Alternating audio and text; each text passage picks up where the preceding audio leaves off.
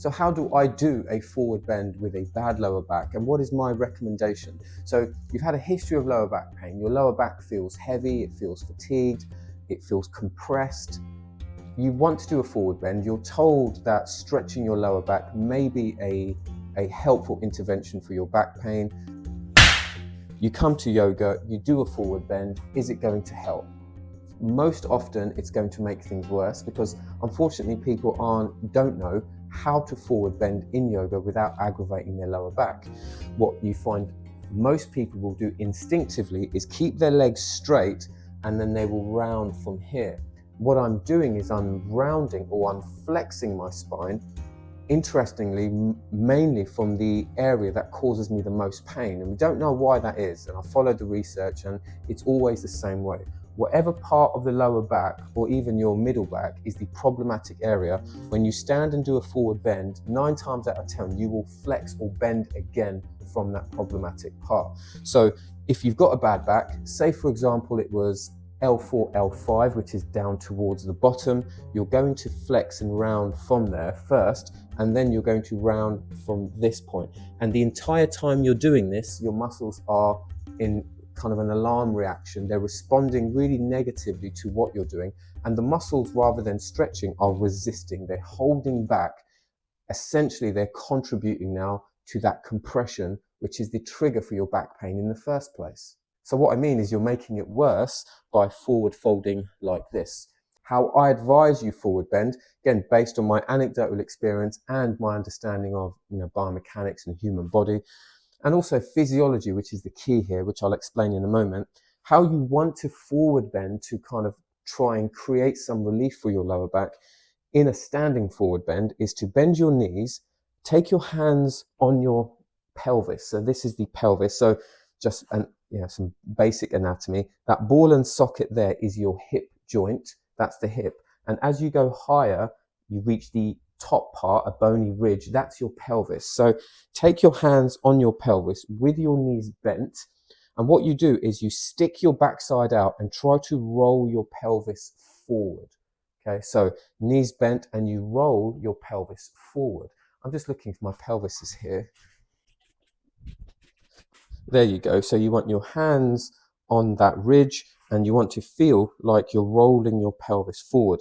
And the reason you bend your knees is because your hamstrings attach to these points here. So if your legs are straight, your hamstrings actually resist your ability to roll your pelvis forward or anterior. So bend your knees, take any of the resistance off your hamstrings there.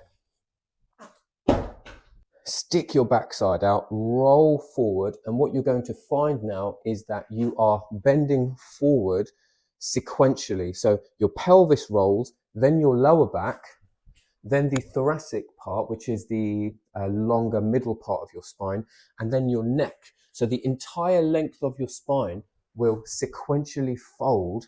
Then you will place your hands on something with your knees bent.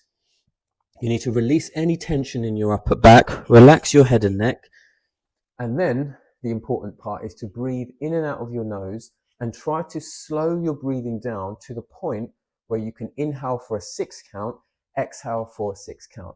And only then are you likely to find some relief in your lower back. And the worse your lower back is, the more support structure you need. So you might have 2 or 3 blocks. It really depends on your history of pain and how your body feels. It's important to understand that standing forward bends are not a typical recommendation for anyone with lower back pain.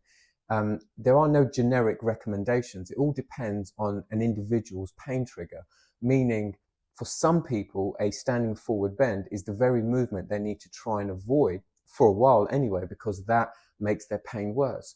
For other people, they're going to find, and this is based on assessments that your physio or your medical practitioner would have talked through with you. Seriously, who gave this jabroni a microphone? They would have told you that forward bends are okay and it's something you need to do over time. If that's the case, this is how you would practice that.